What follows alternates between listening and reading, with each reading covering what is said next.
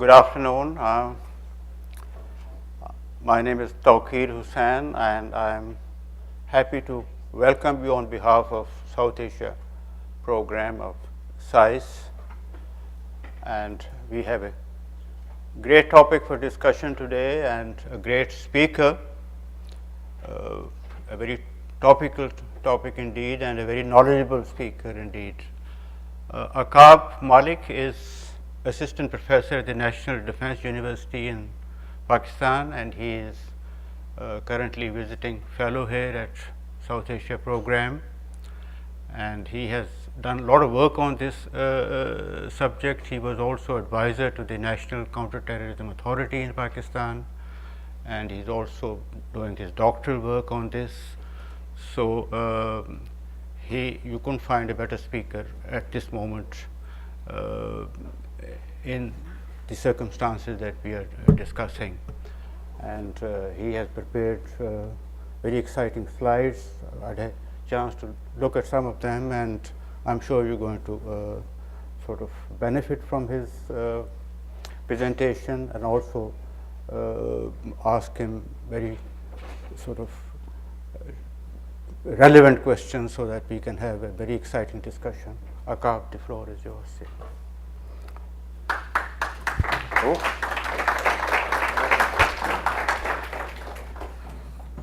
I like walking around, so I'm going to put this down here.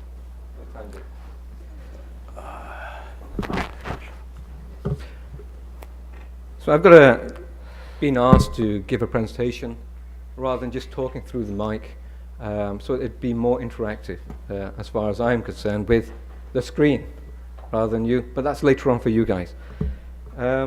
Thank you, Ambassador Tawqeer. Today's topic is very relevant, especially considering the last few days. There's been rampant media attention concerning Taliban, predominantly Afghan Taliban, and the peace process. But I didn't do it particularly on Afghanistan per se. I wanted to focus more on the issues in Pakistan, and there'll be discussion on the Afghan situation as well and the peace process, and what I envisage would be the better way to go about things under my experience. So I'm going to begin initially by going through a few slides, and I'll be going through partially scripted as well. There's going to be a lot of slides, a lot of interactive gadgets that I've been working on. So you've got to bear with me because sometimes it doesn't work, does it? Yeah, you've got to figure that one out. Well, that was the end of the discussion today. Well, that's a sign of things to come. It's a bit like what happens in peace process. You start up very high, and it just falls flat on the face. And I'm just reflecting what's going on in Afghanistan right now, I guess. And as soon as we finish and sort this out, we'll be getting in. So.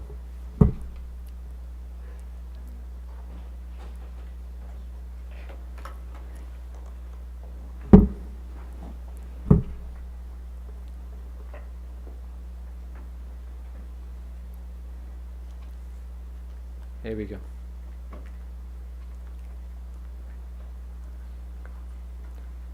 So I'm representing myself here. The views are mine, my independent thoughts. Although I'm a servant of the government of Pakistan and a professor in the National Defense University through the Ministry of Defense, I do not represent in this particular manner the National Defense University or the government of Pakistan and their thoughts. These are my own particular ideas that I've accumulated over the last few years. I've been studying Afghanistan for the past 15, 16 years, in fact. And I've been in and out of Afghanistan many a time, studying dynamics of conflict, crossing the borders, being put in prison by the Taliban, in a container of all things at one point in Waziristan. And just having a good time, I guess. So that's just a point of note and a disclaimer as far as I'm concerned down here, for any media that might be present. I'm going to outline and go through this particular process down here. Just a quick flash of what I'm going to go through.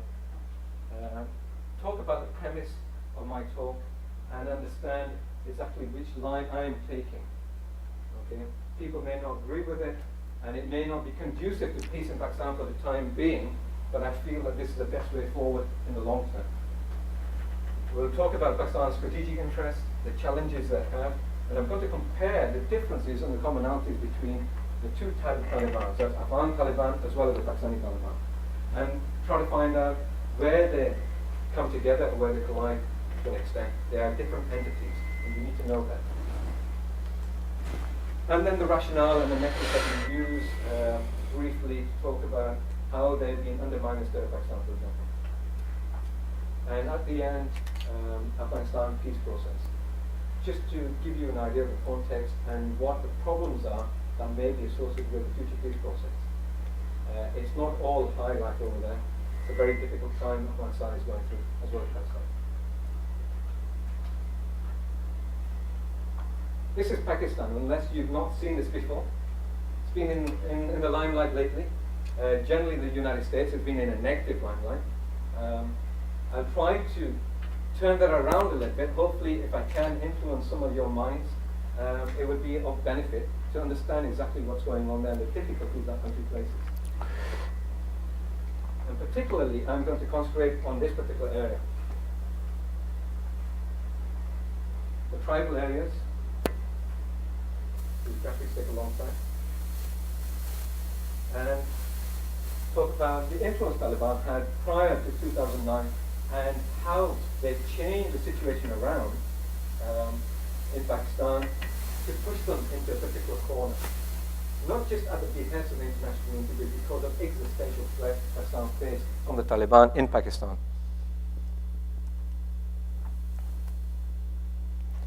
And that's a better picture of the actual areas they controlled before 2009.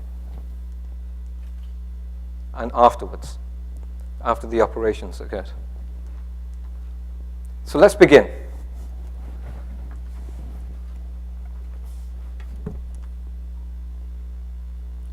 The focus of this talk, I guess because I've had experiences in Afghanistan, I've had experiences that have not been very nice, and Pakistan is generally feeling the thrust of that unniceness from the Taliban in Pakistan because of their particular aims, objectives, and what they want for Pakistan. And I don't think, with the exception of a few people, maybe those who are here, who tend to focus on Afghanistan and Pakistan, who have a better picture of what's going on. And if you personally have it's just a small clip I'd like to show you. If you have any issues, I just want to make you understand the hard realities we face. It's not to glorify what I'm going to show. It's just to give you a grounding of the difficulties Pakistan faces. It's a short 1.5 minute clip. And if you do feel uneasy, please turn your eyes away. But this will set the course of discussion later on.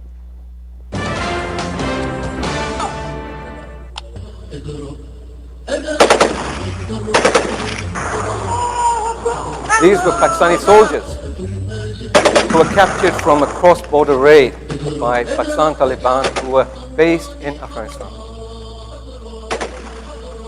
in Waziristan and in Kunar province. Captured and brutally murdered. And this is just one occasion. This happened on 23rd of December 2011. But this is just one occasion. This has been happening regularly. It just indicates that these people who call themselves Pakistan Taliban, or Tehreek-i-Taliban Pakistan, have a certain unequal understanding of life the way you do. They do not see it the way you do. They do not see it the way the majority of Pakistanis see it. They don't really appreciate the existence and value of life that we appreciate. And this is one of the biggest dilemmas Pakistan has faced over the last few years. Where does it go?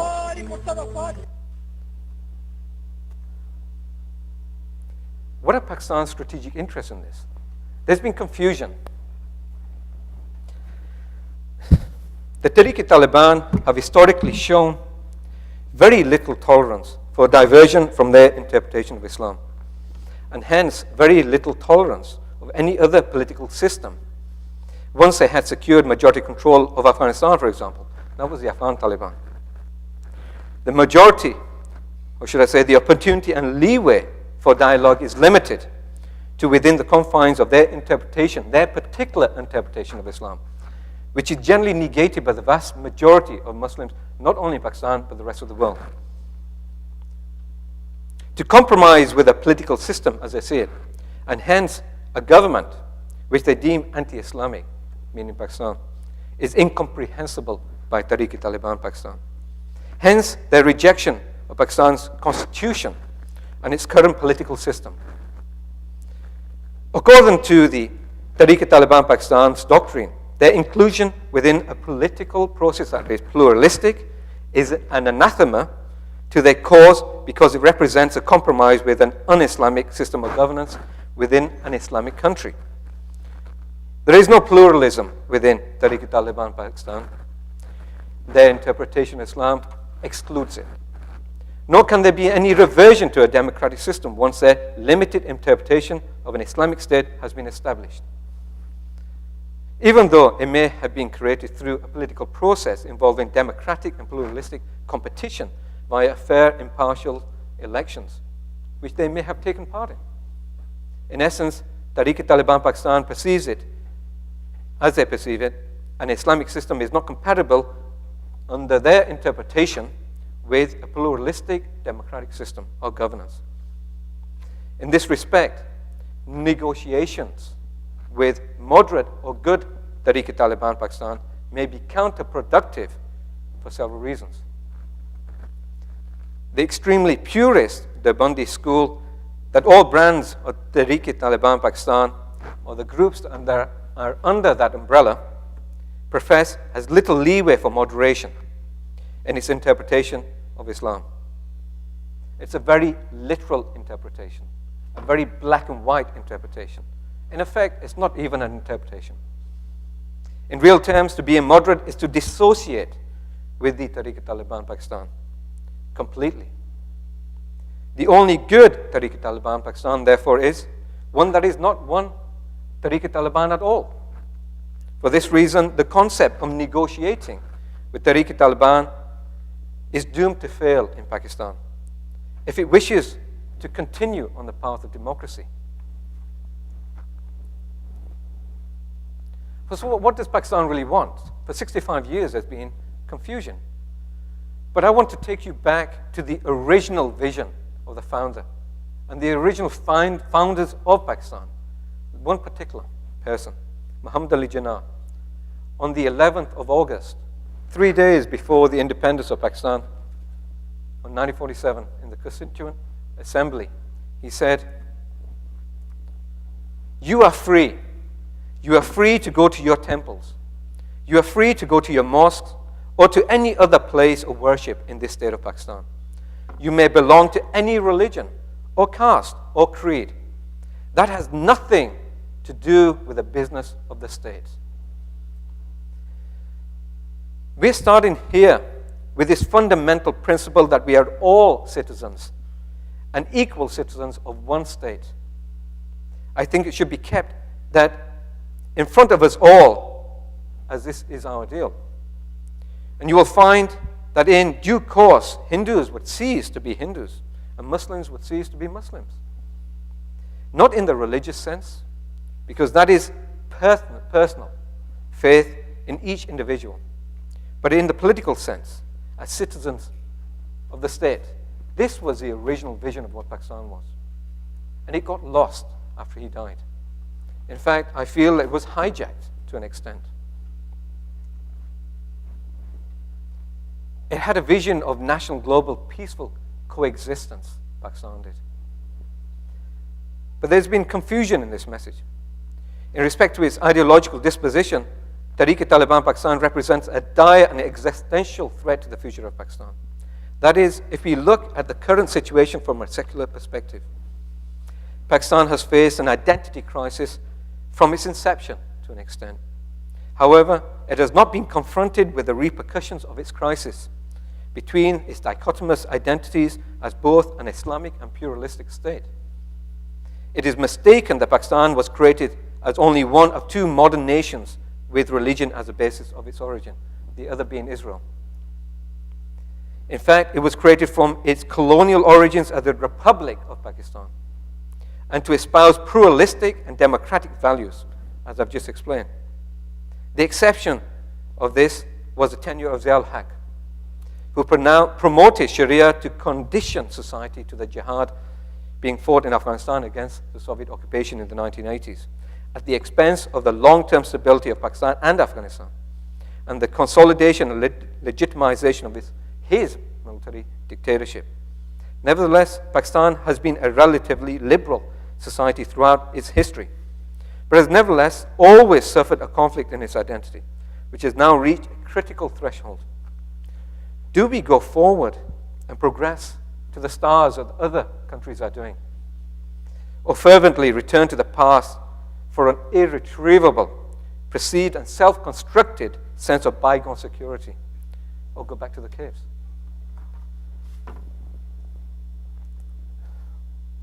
Confusing messages, as I mentioned. There's been an identity crisis. It's a lot to do with the inset fatalism of that society, the sense of apathy, that society can't go forward, it's not doing anything. People don't have a will to move forward. And this is partially a result of the failure in leadership in Pakistan. We could call it a massive miscomprehension in political leadership, on their misunderstanding of what politics really is, or political thought, or the differences between what they have or where they want to go. They really have no idea where they wanted to go for such a long time. And there's no real consensus. That's the issue here. That's why Pakistan seems to be giving mixed messages. The political leadership goes one direction, a lot of politicians go another, the civil society goes one way, the Islamists go the other way. And there's no cohesion in that. But there is also, in the last few years, been a systemic change to an extent, a dictatorship to a so-called democratic government, a transformation which is inherently unstable. Add to that the insurgencies in Balochistan, in Fatah, in the federally administered tribal areas, the problems in Karachi, and the rise of the Punjabi Taliban. It is inherently unstable and is not helped at all by mixed messages and not knowing where the government is going. So what are Pakistan's choices? It has to make a strategic decision. It's not up to me. It is up to the majority of the people in Pakistan, and the leadership must dictate where it needs to go. But it needs to make that decision. Does it go towards a democracy, where freedom is the ultimate truth there? Although it doesn't work in most countries, and you're all being watched on, lately especially. Or does it go towards a theocratic oligarchy? There are goods and bads in everything, but a decision needs to be made so it's no longer on the fence.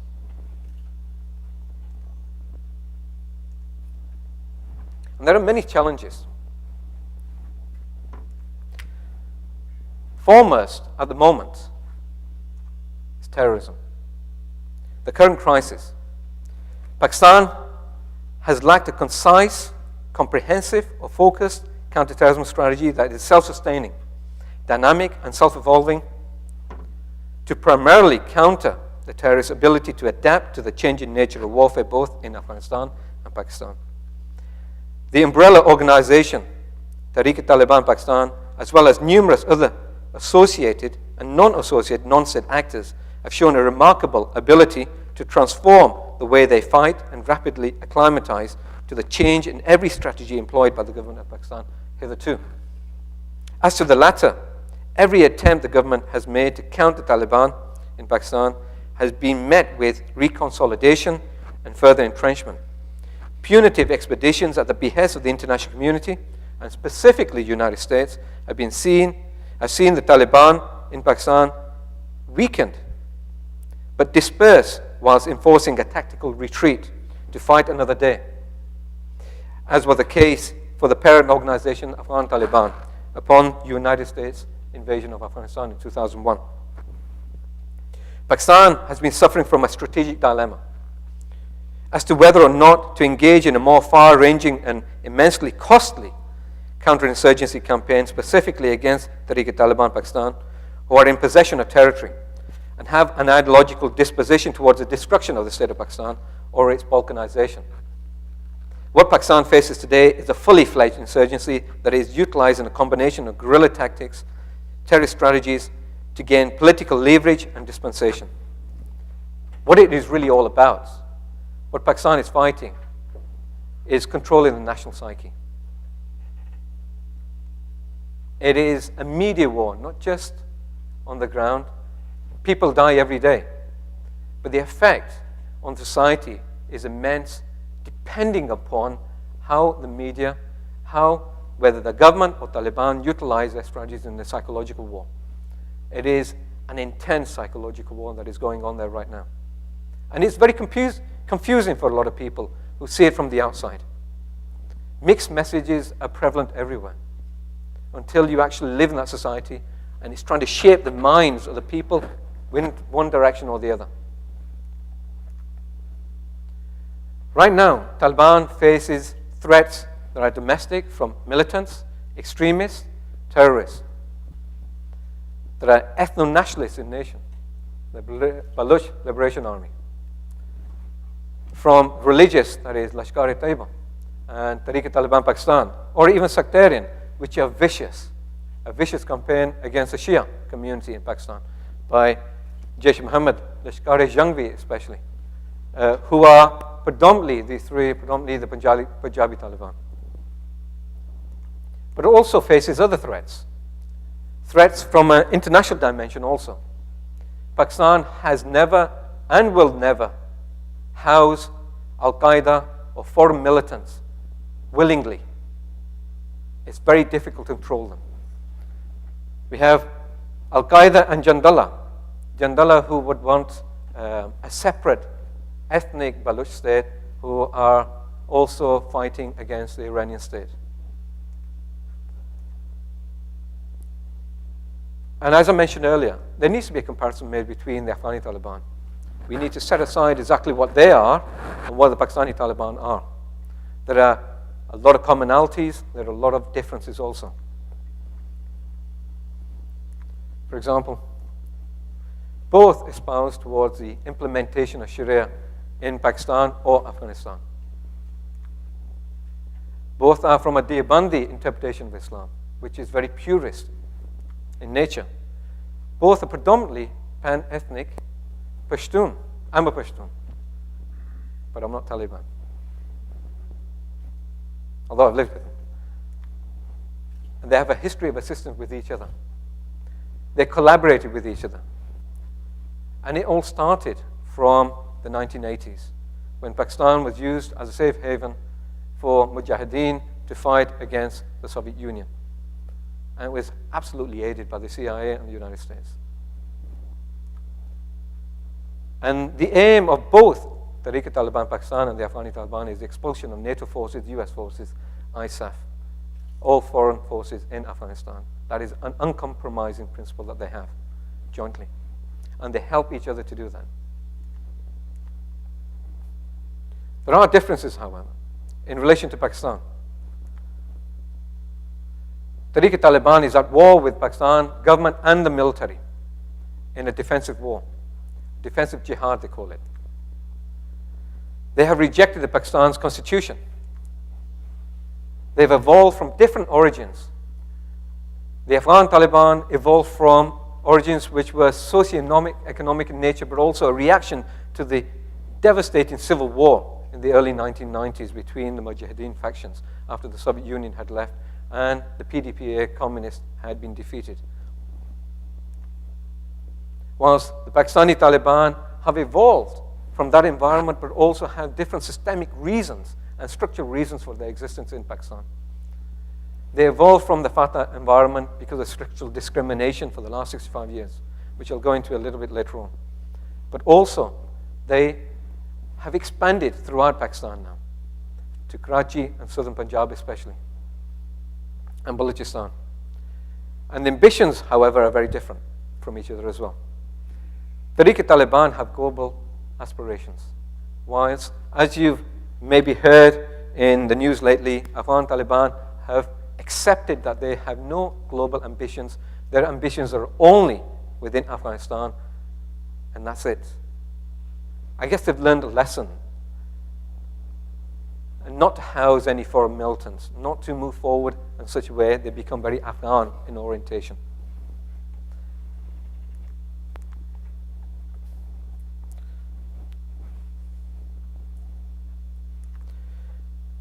There are structural reasons, as I mentioned earlier on. What are the militant demands, for example? Tehreek-i-Taliban Pakistan finds its rationale and support among sections of the population because Pakistan's current circumstances, which stem from the systemic and structural disparities and inequalities in the governance of its citizens. This is partially because of the makeup of the leadership, which is predominantly feudal in nature, whether as a landed or industrial elite, which have sought at every turn to monopolize old and new money or wealth at the expense and detriment of the people of Pakistan itself. There are other countries which are still feudal in nature. Nevertheless, what differentiates Pakistan is that for 65 years, its feudal leadership has been unable to raise the standards of living of much of the population significantly from the utterly wretched conditions that some also still exist. And it's worsening the crises in Pakistan. The current crisis which the new government has inherited are a testament to this. It's been absolutely wretched living there for the last few years I've been there, for the last 4.5 years. Difficulties that I don't personally feel because I'm living in a good environment, but every single day I feel poverty is surrounding me by other people. People who don't even get a breath of fresh air to live in. I mean, that's in India as well. It's in a lot of countries in Africa. But something must be done by the leadership to change this. The vast majority of the populace has no notion of existing beyond its means or dreaming of attaining even meager standards of living that are fundamental to the enhancement and promulgation of basic human rights and needs, which any government must provide to its citizens. This provides added fuel for non-state actors to promote their causes, however reprehensible they may be. This gives justification for people like Taliban and other non-state actors in Pakistan, other militants, other extremist groups that feed of this incompetence in management of the country. Furthermore, the Tehreek-i-Taliban Pakistan has gained support because of the multiple crises that currently exist in Pakistan, because people are looking for alternatives to the existing status quo. And unless credible sacrifices are made by the new leadership that has just come into power over the last month, the future of Pakistan will not be decided by nuclear weapons or strategic stability of its military forces vis-a-vis India, but by forced structural and systemic change from the people. In many respects, Pakistan is ripe for revolution. In this respect, it could be deemed as a pre-revolutionary phase that it's going through right now. Every nation that has moved forward and progressed to a higher developmental level has done so only after decisive popular uprisings to change the old structures and replace them with new and progressive ideational political systems, unless critical changes on a structural level are made by the leadership, as was the case in Malaysia, for example. Look where Malaysia is going. The new government must take heed of the potential for circumstances of the country which may rapidly spiral out of control, and must take responsibility for its actions and their potential long-term consequences. I guess that's the case for a lot of countries, really. Making short-term aims without realizing and looking at what's going to happen tomorrow, the day after, and in a generation. Because everybody's looking at electioneering, about profiting right now. And it's not any really different for a lot of countries, really, I think. But Pakistan's been unfortunate in that this has been the norm, predominantly. More rationale. There are a lot of internal factors and core grievances that can be fed off, for example. The US invasion of Afghanistan alone is not the instigator of the insurgency in Pakistan. The invasion has only exacerbated the situation, for example. Some of these structural problems, for example, in FATA, structural discrimination because of the FCR laws, because of political agencies, where the FCR laws are federal crimes regulations that were draconian rules that were implemented in 1901 by the British rule to subdue the population in Pakistan in the tribal areas. No political parties are accepted there. Governance is from the center. It's not a province. There's not even one hospital in the administration of the Fatah. And collective punishment is a norm, where if a few people in the village may act in a certain way, or from a family, the whole family is punished, or the whole village is punished, or the tribe is punished. And rights are very much restricted. And this is a breeding ground for what is happening or what may happen in the future unless things are changed.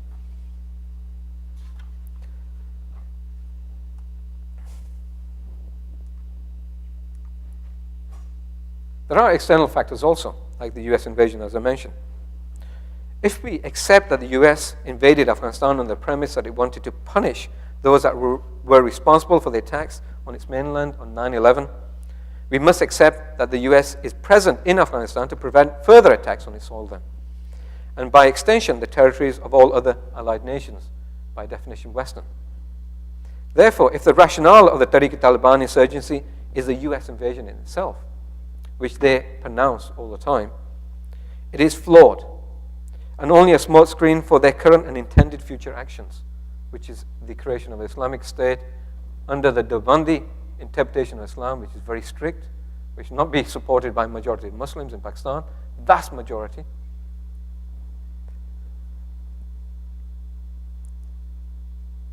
Nevertheless, many of the rank and file of the Taliban in Pakistan are not fully cognizant, though, of the reasons behind the invasion and the security concerns of Western nations. Many are literate. Many don't understand what's going on. Many do not have access to media the way you do. They're not really aware of what's going on. They're told something and they accept it firsthand. And this is how they're recruited in, because they feel structural discrimination, structural violence. They feel that things are going wrong. The Pakistan army is attacking them. They don't understand why. Taliban on the ground may be providing services, for example, as Hamas did in Gaza, or Ikhwan al-Muslimin did in Egypt, and gained popular support. But I'm not equating those two with Taliban, though. Just an example.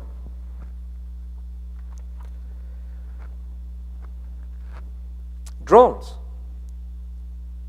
Although drone attacks on Pakistan's sovereign territory undertaken by the US have had some noted successes in respect to the number of top leaders Al-Qaeda has been killed, top leaders that have been killed by Al-Qaeda, the cost in human lives is also very high. While Pakistan's territorial integrity has been consistently undermined, Tehreek-i-Taliban have used this to their advantage to incite Fatah populace, the population in the tribal areas, and large segments of Pakistan citizens to condemn the US and its allies, as well as Pakistan and Afghani governments for their tacit support. However, the stance that the Tehreek-i-Taliban Pakistan have taken on this matter may well be noted for the self-interest that this serves, since many top leaders of Tehreek-i-Taliban have been killed also in the drones campaign. Furthermore, it may be noted that the government of Pakistan, however, has unanimously rejected acceptance of the use of drones strikes by any foreign entity on its soil unanimously, voted in both houses of Parliament on the 12th of April 2013. There's no excuse. There's no tacit support from Pakistan. We don't accept it. The government has not accepted it. It was absolutely unanimous. So whatever is happening is only providing further fuel to the militants and extremism in Pakistan, really. It's a balance between how extreme they can get by the actions of the United States and the successes of individual actors that you have by killing them. Individual. Changing masses in millions against you or taking a few out. It's got to be a certain cost-benefit analysis there, I think. Pakistan's support for the US and allied forces and their occupation of Afghanistan is very significant rationale for ongoing actions by the Tehreek-i-Taliban Pakistan, which they have capitalized on, irrespective of the rationale behind the occupation itself. Furthermore, it is also an overriding reason for their focus of a defensive jihad against the government of Pakistan, especially its military forces. As I mentioned here. by attacking the center of gravity in Pakistan, which is striking at the source of the Pakistan's military, economic, and political power. They have made devastating attacks. That country is no longer 180 million. It is increasing rapidly. It's closer to 200 million now. It's very highly concentrated. It's not really that difficult to hide into a population, take your beard off, take the turban off, and move around. It's very difficult to fight such a threat throughout, if it's dispersed throughout the country. Their strategy is designed to disorganize Pakistan's internal economy and destroy morale. The economy is in shattered condition. The morale is going down. There was a certain hike just before the elections, but that's what happens before the elections. Realism sets in soon after. And they're regrouping again. After the 2009 operations, especially in Swat, in Bajor, in South Waziristan, they've begun to regroup, find other sanctuaries in different places. They've had consistent attacks on the military and the civilians. Outright, not caring about which category you're in, killing hundreds at a time. I assure you, I was missed just by 2 suicide bombs, just 100 yards away or less, twice. There's one occasion where I was driving to a point and I stopped at a traffic light because I was just used to Pakistan. I just came from England and there was a red light, so I stopped. It's just automatically programmed into me. Nobody usually does that, but I did. And luckily, there was another guy who stopped in a small van, and a few seconds later, at the next light, poof, a lieutenant general died who was in charge of the medical corps. And I talked to the next person, just looked at him and I said, "What is this?" I was new in Pakistan then. He said, "Oh, it's just an explosion." People in the tents died. A lot of soldiers died. But it's become a normal fact of life. A fatalism, if you think about it. Is that a normal way of living? That is destroyed morale. Put it back into its core. This is exactly what the Taliban wanted in the first place. To remold society, you have to destroy it first. They have tried to destroy the tribal structure in Fatah by killing the elders. Massive attacks, massive assassination campaign, killing over 1,000 elders of different villages to take away the leadership of that region so they can dictate terms, so that there is no opposition. There could be no Lashkar, a fighting force built up from the tribals, to defend themselves against future attacks from the Taliban.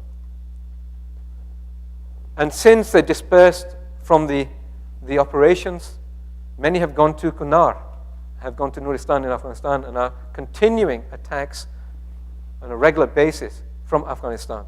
It's a mountainous region. And there's a feeling there is tacit support of this from Afghanistan to undermine Pakistan.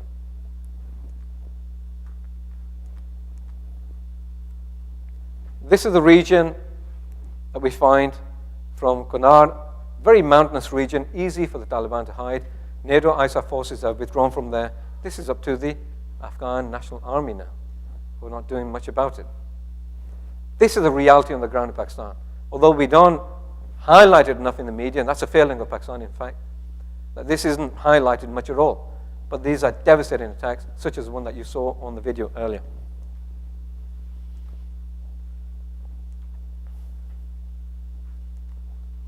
So I'm just going to go through this quickly because I want to get to the crux of the argument here. Their threat is a combination of kinetic and psychological action, as I've explained earlier on. And they're utilizing strategic instruments to do that. Terrorism is just a tool. It is what you use to gain an end. If you're okay with it, they will do it. That is what they've done. They've done it for a long time. It's become the norm. And it's sowing dividends as far as the Taliban is concerned, as far as the population is concerned in Pakistan.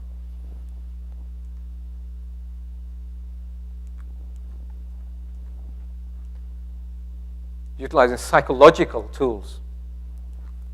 guerrilla tactics, strategies, terrorism, as I mentioned, kidnapping, extortion, bank robbery, civilian governments. It's creating a climate of fear when citizens don't know what's going to happen next. When the person may want to do something and say something and profess something, but is in fear for their life, or their family's lives, or their children's lives, because they will be killed. It does not matter. It does not matter if they're senior, or if they're governors, or if they're just a layperson, if they're police or the army. Imagine the siege that the country is under right now. It's a terrible feeling to go outside. So I hope the media will be responsible and not highlight certain things I say.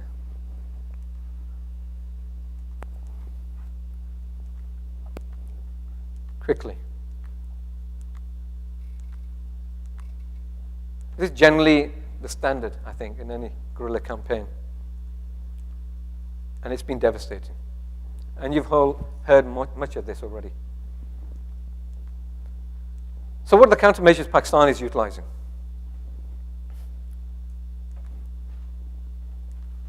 They have engaged in major peace treaties. This is what we're talking about now. The crux of the matter here. Peace. Let's make peace with them. Are we making peace through a strong position or a weakened position? It needs to be thought about. Deals have occurred since 2004. Shakai Agreement, South Waziristan. Shortly after, Saroga Agreement, 2005. After that, North Waziristan Agreement, 2006.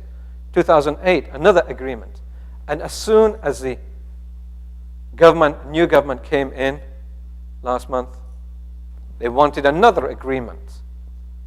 Well, let me tell you something about the agreements here. Every single one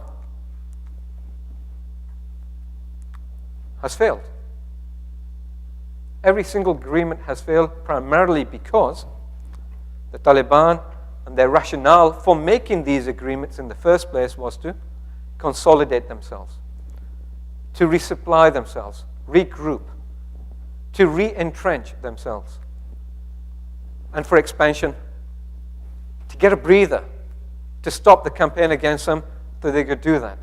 Every agreement was finished within a matter of months because they did not stick to the agreement. They kept on carrying on doing what they wanted to do. Some of the conditioned agreements were that they would not attack Pakistan forces, or they would not support Al-Qaeda, or the Arabs, or Uzbeks, or Chechens, foreign fighters. They would not go into Afghanistan and help Afghan Taliban fight against I was going to say Soviet Union then, but United States. Similar, I guess. But they failed to do that. Within a matter of weeks and months, these agreements failed. And who's to say any future agreement will not fail unless there is a deeper understanding about what the agreement should do and the commitment towards those agreements. This is Pakistani Taliban. If you translate that to Afghan Taliban, is the thinking the same? Is it hedging the bets until people leave and then do what you have to do? It's something to think about. There's a commonality of interest there, though. Statements don't make a peace agreement.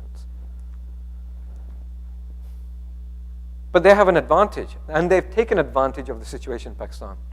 The massive mismanagement of that country, especially of the last government, was an absolute failure.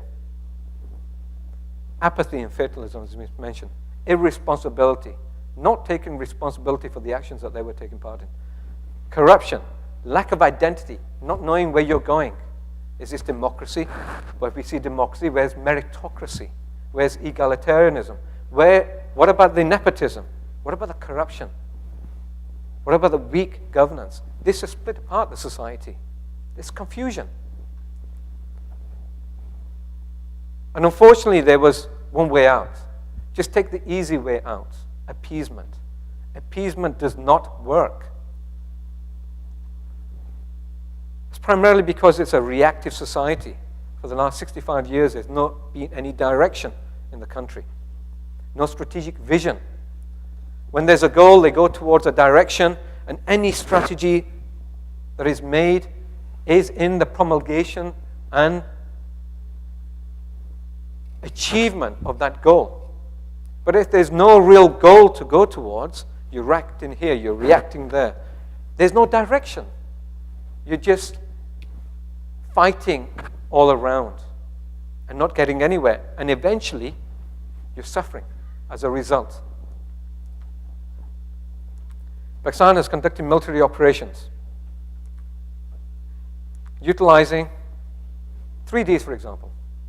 Very devastating attacks in certain areas. Deter, disrupt, and destroy Taliban sanctuaries everywhere they can find them. It's not really been that successful, though, because there's been a lack of understanding of the core reasons as to why Taliban was successful in the first place. Coin strategy has been used. Counterterrorism has been used. However, combining those has provided a lot of confusion also. I did this graphic. It's quite a nice one. Took a long time. Which one you choose? Counterterrorism is predominantly law enforcement.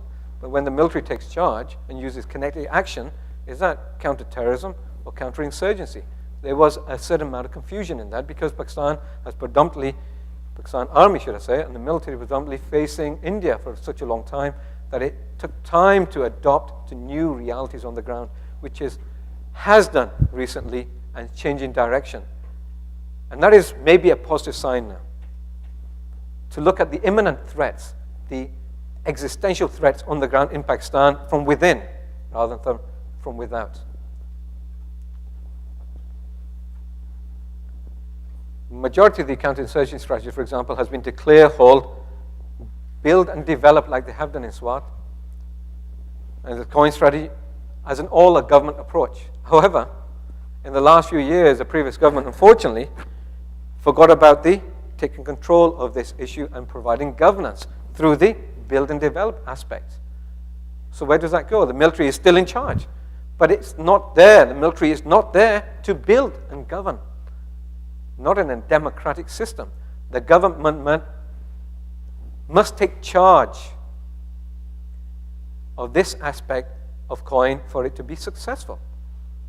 Otherwise, the military will be stuck there doing law enforcement, doing military operations, which confuses matters more. Governance will be reduced and give further fuel to the militants for their rationale. And then aggravate situation with the population.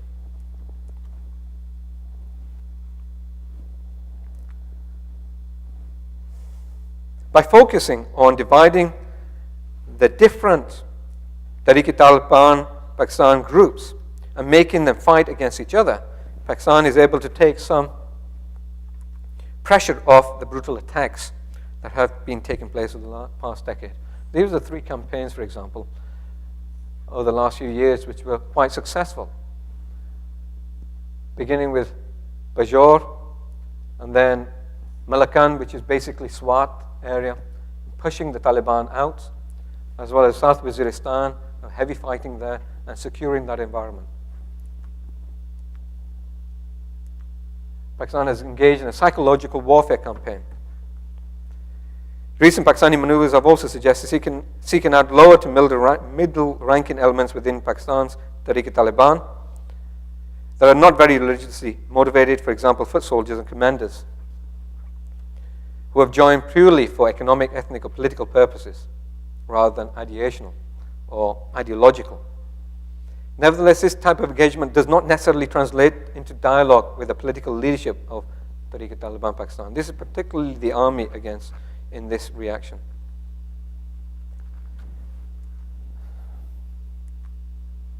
Pakistan has used the idea of good Taliban against bad Taliban.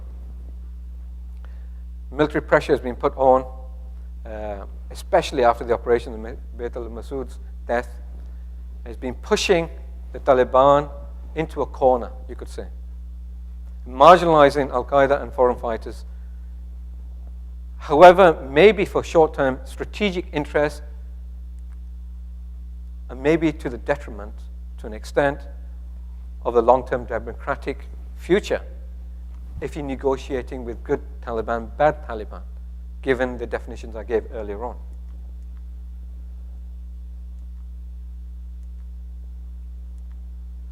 North Waziristan, for example, could be seen as a prison where they've pushed most of the militants into a particular corner which they can keep an eye on. Because if they go into North Waziristan, they would utilize strategic retreat and disperse throughout the country.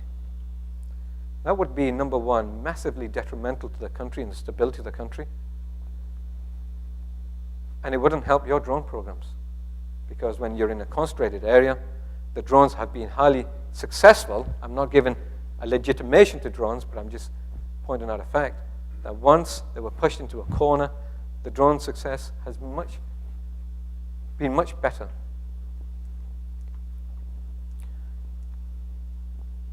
Future operations, I'm going to go through this quickly. It's basically standard textbook, but it needs to be taken into account, where all aspects of national power must be taken into account and synchronized into coin operations. I want to get to the crux of it.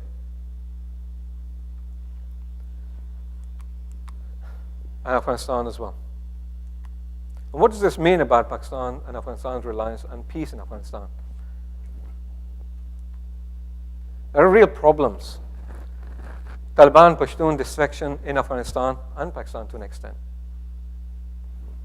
Emboldened Taliban after the last 10, 12 years of fighting against a superpower and many nations on top of that, and a feeling that they've won this. Imagine what you would feel like if you pushed out the superpower and some of the strongest nations on the earth. Not just one nation. There may be a likelihood of civil war, given the situation as it is with the Northern Alliance, Kabul government, not indicating that they want to go into any talks right now because they want it Afghan-led.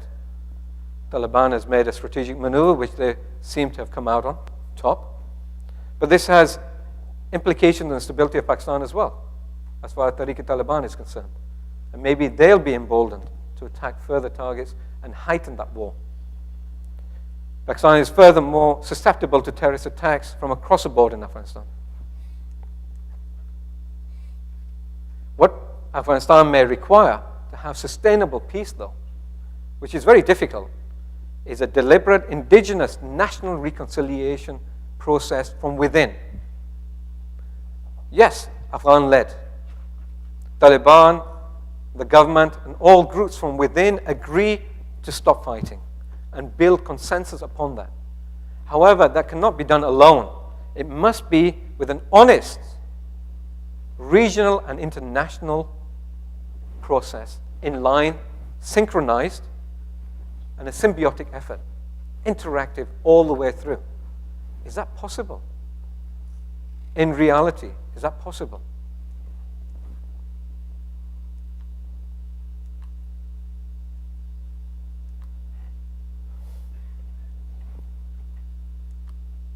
Taliban in government, that has to be an option. How they are in government is something that they have to work out. It's a reality in Afghanistan. Then we hear people say, what about Pakistan? There's a big difference, though. And this is what I wanted to point out.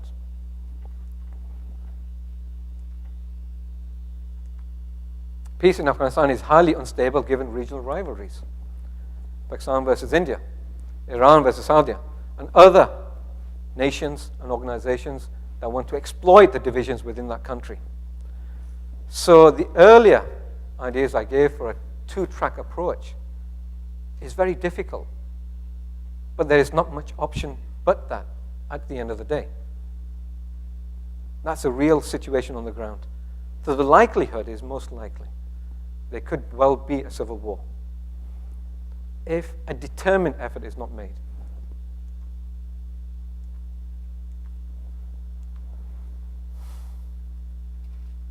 So localized approaches are important as far as Pakistan is concerned.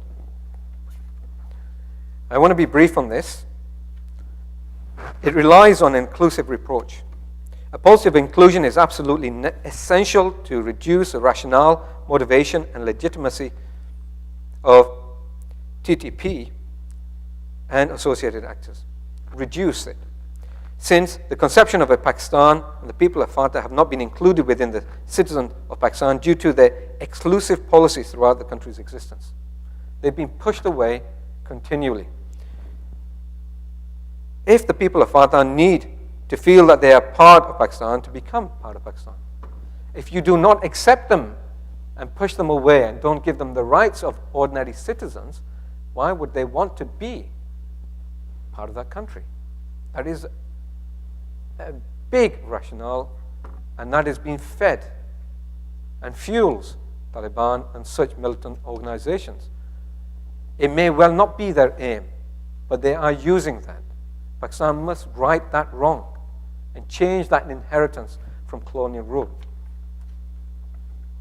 Structural change in federal jurisdiction over Fatah must be implemented through transfer of control from federation, from the center, to Khyber Pakhtunkhwa, primarily because creating a separate province of Fatah is predominantly very difficult, be too costly and too expensive in real terms. To be facilitated by the executive, legislative, and judicial bodies of Pakistan to allow leeway as integration progresses. Existing structures of federal control of Fatah are based upon draconian laws that were inherited from the British, which were used to ferociously subdue tribal rebellions against colonial rule during the period of British Raj. The continuation of these laws under the federal crimes regulations upon the creation of Pakistan has been perceived as a sustained subjugation of the tribal people residing in Fatah by the federal government, and has therefore provided political capital to Tehreek-i-Taliban Pakistan on its stance against the government.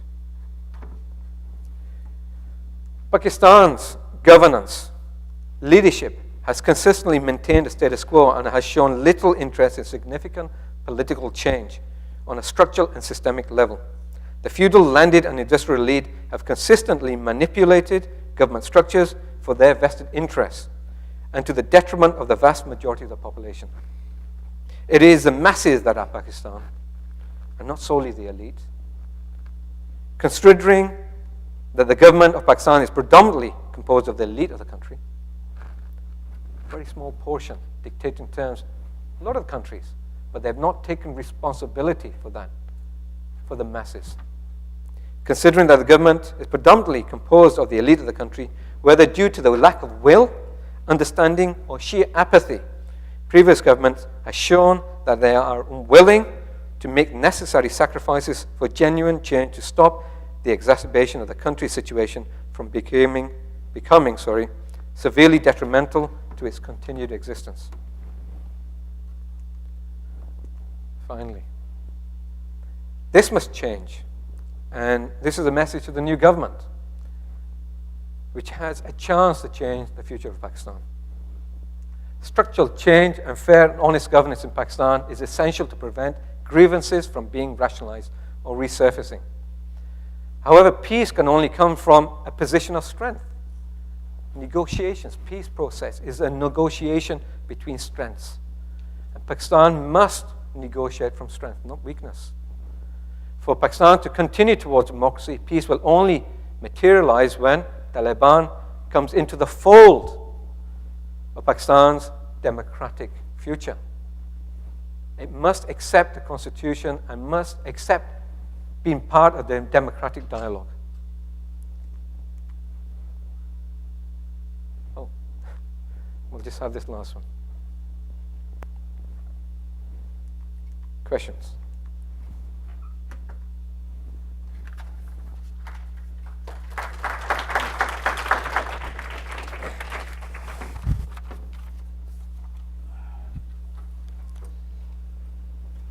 Thank you, Auqaab. I'm sure you have Just move closer to the shaken most of us. It has Believe. been a very seismic presentation, I would say, and I leave the judgment to the audience, but I have a couple of disagreements and just wanted to sort of express them. It's a bit pessimistic. I mean, you made some good points also, but I think it's a bit pessimistic. And why I disagree? I disagree because I have been looking at the recent elections, and more than anything else, I think what the elections showed me was an enormous sense of expectancy and hope on the part of people. And I think a nation which is pessimistic or looking for revolution doesn't display such degree of hope and expectancy. I mean, of course, as you said, democracy is a fledgling project in Pakistan, and I agree with that, but I think people of Pakistan, to my mind, seems to be more optimistic than you are, and less pessimistic than you are. Otherwise, they would not have participated and shown such degree of enthusiasm and sense of expectancy and excitement about their future. There is a sense of optimism. Pakistan is changing also. Yes, in some ways there are problems, in some ways Pakistan has changed for the better as well. So I am not sharing your view that it's ready for revolution. Having said that, I think a lot of people here are interested in your views, since you are very knowledgeable and you have displayed your knowledge very, very well on the Afghan Taliban, because that's in the news. I think they all want to know whether these talks are for real and where are they headed. And let me sort of fire the first question with your permission. I look at Afghan Taliban and see it's a very complex phenomena. It's part insurgency, part resistance, part a political movement, part an ideology, part jihad, and a political party. That much I have a feeling of, and we also have a good sense, the audience, that we know something about what is its claim to fame or notoriety, but where we are not clear, and that is where I want you to enlighten us, what is its claim to any legitimacy among the people of Afghanistan? Why should it sort of claim a place on the table?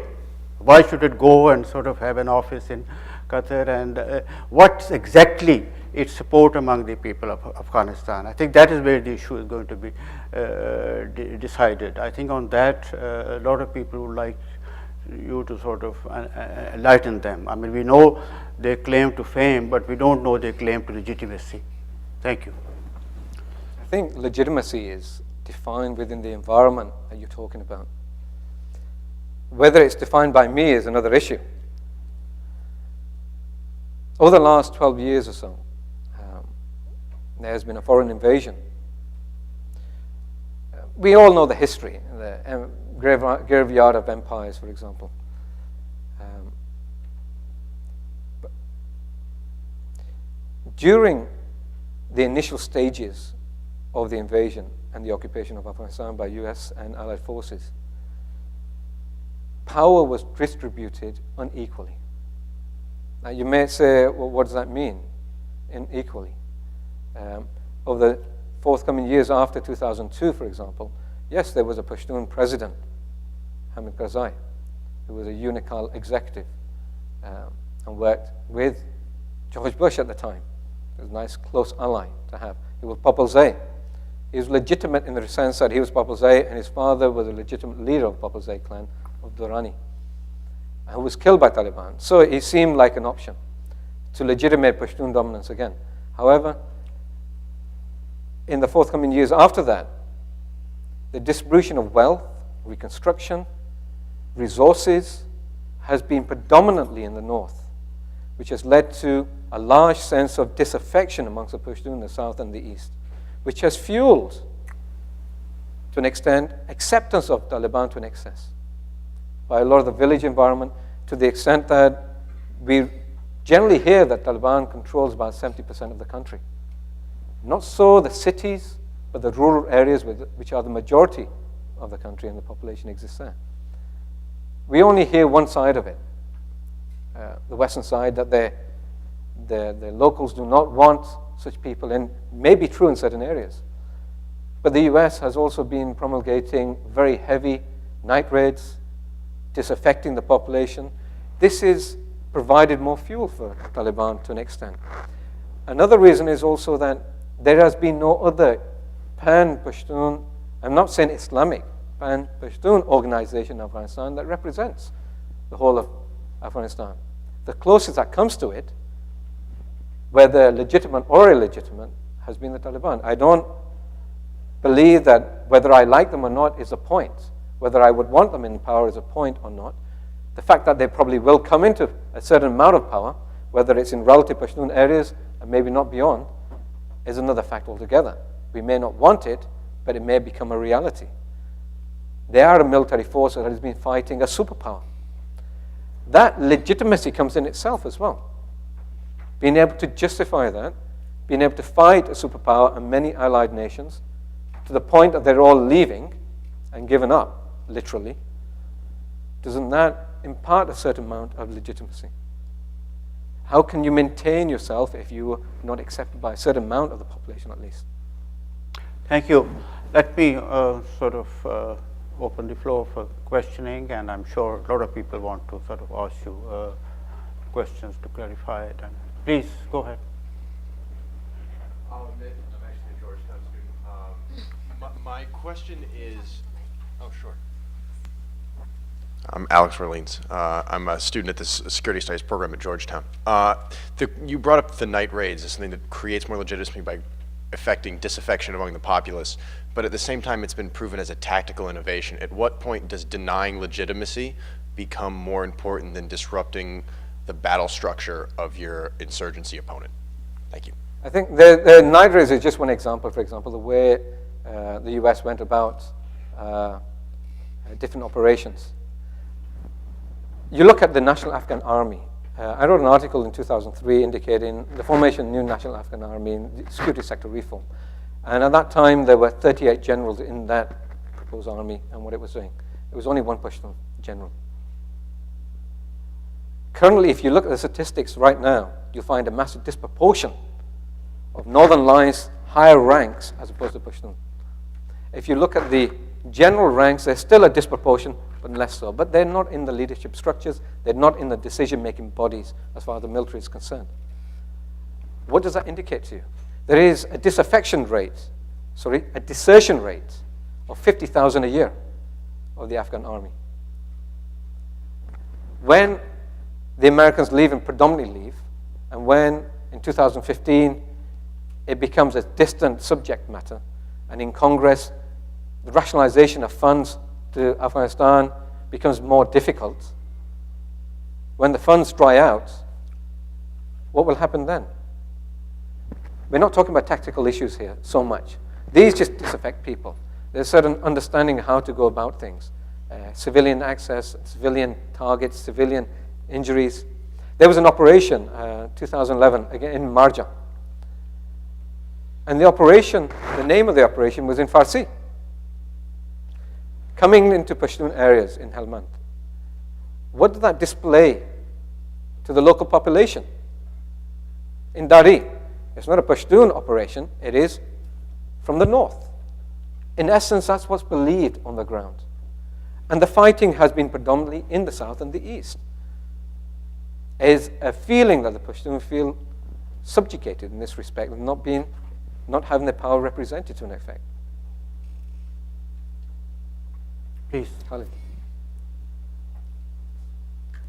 If you could kindly identify yourself also. I know you, but you have to. Yeah. My name is Khalid Nadari. I'm a PhD student here at SAIS. Thank you, Auqaab, very much for the excellent presentation. But I have some comments about one relating to Afghanistan and one relating to Pakistan. It seems to me like the irony about Afghanistan, the government today, is that it's perhaps the most pluralistic government in Afghan history. And the irony is that it draws on, even though there is a loyal opposition, the constitutional order, in a sense, involves more political groups in the political system than has ever been the case in Afghanistan in the past. And so, it seems to me like the issue that you're bringing up about the Taliban being the legitimate representatives of the Pashtuns doesn't make a lot of sense. Because in fact, in 2002, 2003, there were a lot of Panjshiris, for example, in the army and in the government. But that's changed dramatically. So since 2006 in particular, 2007, there have been a number of changes, a number of realignments in the government that involved Pashtuns holding positions in the army, in the police, and so forth and so on. So you do see a very different, ethnically speaking, a very different composition today than in 2002, 2003. But it seems to me like the character, the composition of the government, the Afghan government, isn't so much as important as what the government does. So it doesn't matter who it is, but what it's doing. And so I wouldn't put as much premium on how many Pashtuns are in the cabinet versus non-Pashtuns. And then also just a second comment, looking at the historical record in Afghanistan, there has always been these problems of a great amount of economic and political activity happening in the north, because the north just structurally has a lot more arable land, a lot more resources. So historically, this has not been different. So the question needs to be raised, what's different today than in the past? So I wouldn't think that I don't think that can actually be a cause of disaffection in Pashtuns in Afghanistan today. I think you're right to an extent, but I wasn't talking about we find that Taliban is legitimate. I also mentioned that. But I'm not trying to indicate that it's legitimate. But they may feel that. They were in government. They were in a government where they occupied the majority of the country. And only through an invasion from a foreign force, a large foreign force, that they were dislodged. And a new government was formed, predominantly northern. And that's an accepted fact. And it is also an accepted fact that distribution of wealth from the agencies, from reconstruction, was in the north predominantly, not the south and the east. Generally, that's been the case. That has also been the case because there's been more insecurity there, there's no doubt. But there has been a disparity, inevitably. This is just one aspect. Reality is something else, like you said. Taliban have been fighting. They have vested interest groups throughout the Middle East who would want the Americans out of that country for Islamic reasons. It is a foreign occupying force. And Afghanistan has not welcomed people with arms coming to their country. Coming open arms is one thing. Coming with weapons is another altogether. That's just the nature of the people. That is a very legitimate rationale there also, as far as the Taliban are concerned, and the Pashtun. There are statistical evidences on all sides. The fact of the matter is, Taliban is still there. Whether it represents only a small portion or a larger portion of the Pashtun population or not, may be indifferent then. It may not mean as much as the fact that they are a military force on the ground and you have to negotiate with them. At the end of the day, they will continue. With an American force and NATO forces, ISAF forces there, and they've not been able to subdue them, what is the future going to be without them? Isn't it better to negotiate? And I'm not thinking through the rights and wrongs. You've understood how I think about what they think and their political opinions, for example, their rationale and the premise. It's not so different from Tehreek-i-Taliban Pakistan. But negotiate a way out. The difference is that Taliban does reject the government as a puppet regime that was put in place by a foreign occupying power. That is a reality there. And we've got to accept that as far as a lot of people are concerned in Afghanistan. It's not whether I think it's right or wrong. My opinion is irrelevant in this. I'm just stating a fact. And considering that they've been fighting for so long, would it be that they would want to fight more and put the country further back and continue for another 10 years? Or you put them in the political process and see where it goes at the end of the day. But Pakistan is a different issue altogether, I would say, where the Taliban in Pakistan have different criteria altogether. And as I explained, put them into the political process as long as they accept the constitution is more important. In Afghanistan, there's more negotiation for that because Pakistan is not being occupied by a foreign power. It's a different issue in Afghanistan. It is an illegitimate occupation. And that's what the Taliban sees it as. And most Afghans do see it as that to an extent. They would want the Americans out. Isn't that the reality on the ground? Stanley, and then Steve.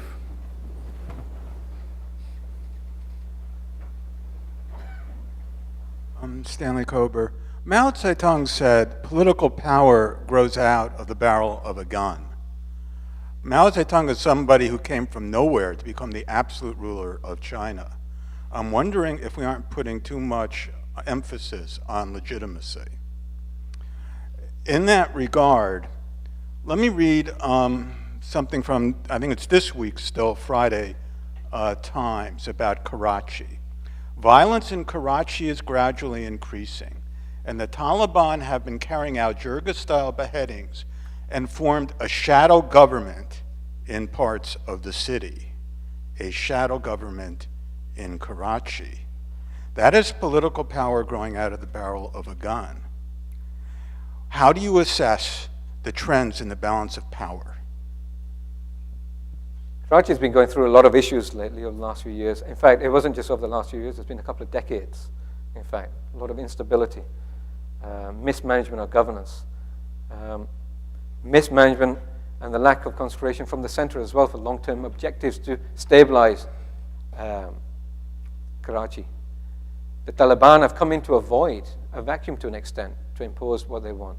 They've been pushed into the corners, and Karachi, with a significant Pashtun population, has seen a rise in Taliban there.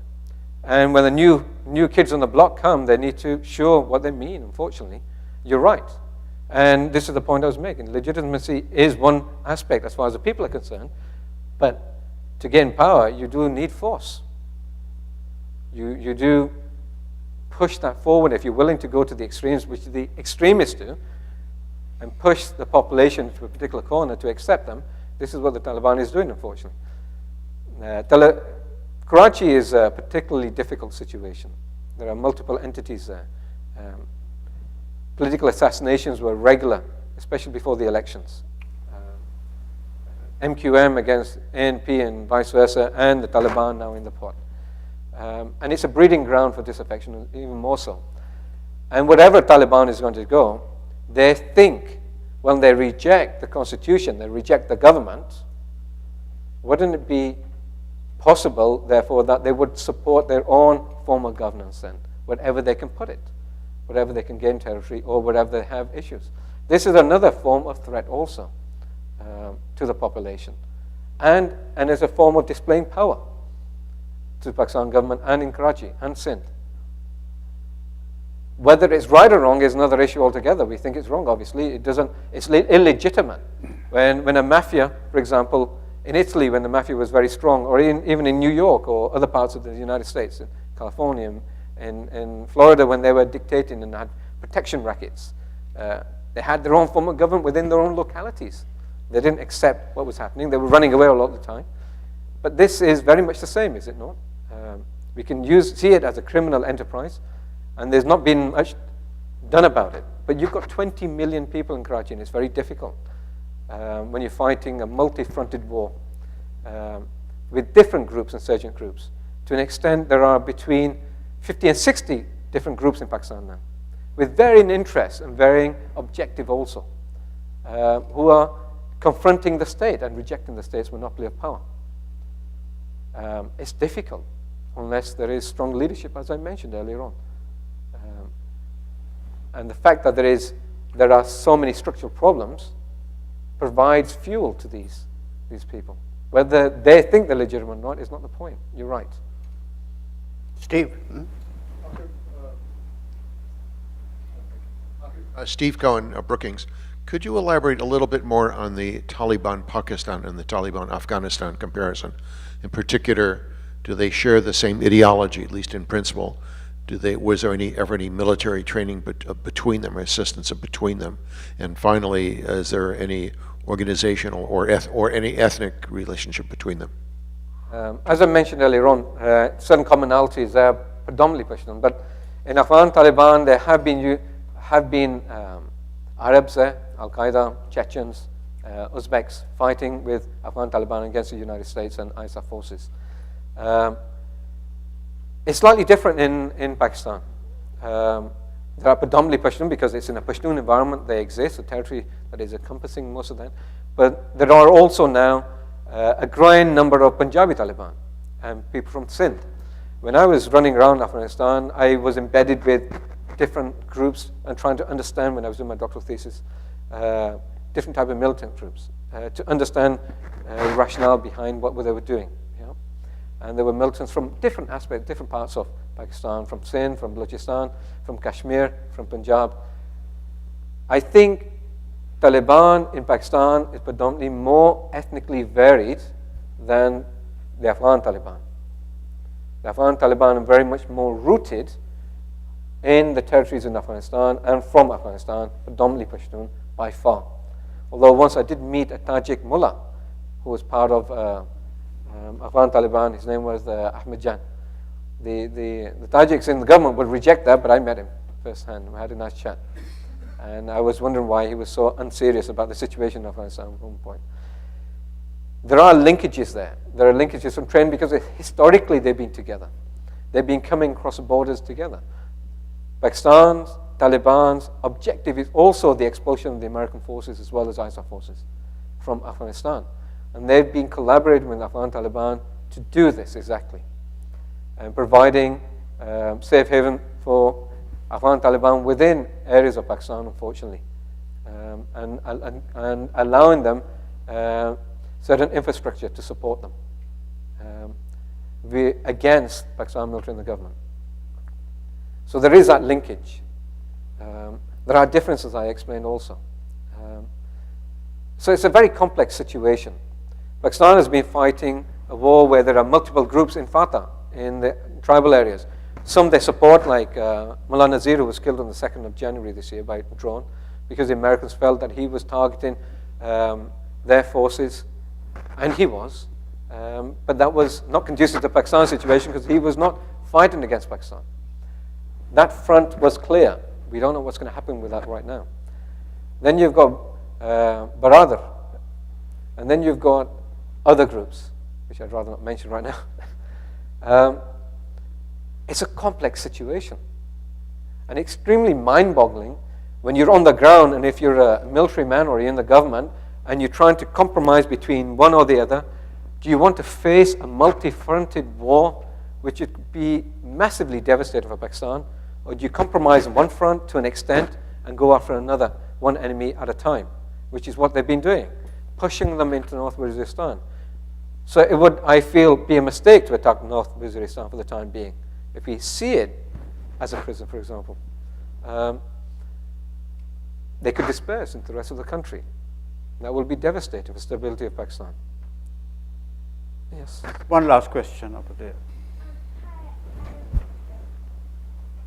Hi, I'm Rahil. I'm a student.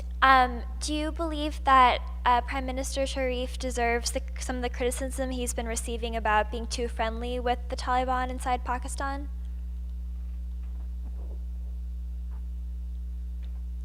Well, I've got to be diplomatic at this point, but he is now a popular Prime Minister who's got a very good political capital, overwhelming majority, predominantly in Punjab, but they're the majority of the population in any case.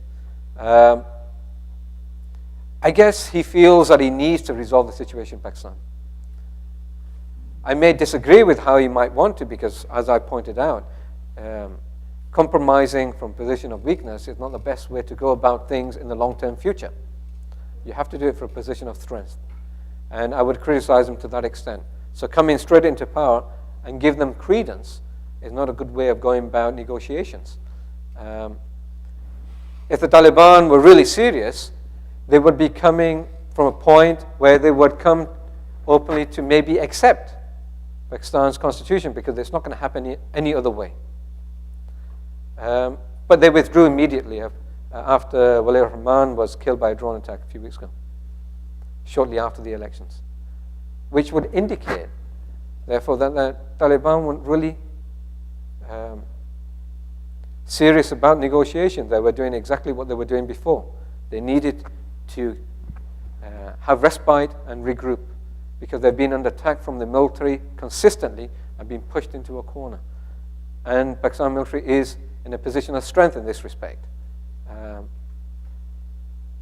So when you offer peace, you must offer strength. But the fact of the matter is you don't offer it in such a hasty manner, I feel. But it is an electioneering campaign, though, as well. And those issues have righted themselves to an extent where realism has taken stage right now. The need for peace is there. I think the whole of the population wants peace. But would it not rather want peace for the long term, sustainable peace, on its own terms, rather than give up fundamental aspects of governance? I think that's the issue that needs to be debated more importantly. Thank you so much, Auqaab. As you said, it's a very complex subject, and thank you for giving us the benefit of your particular perspective on that.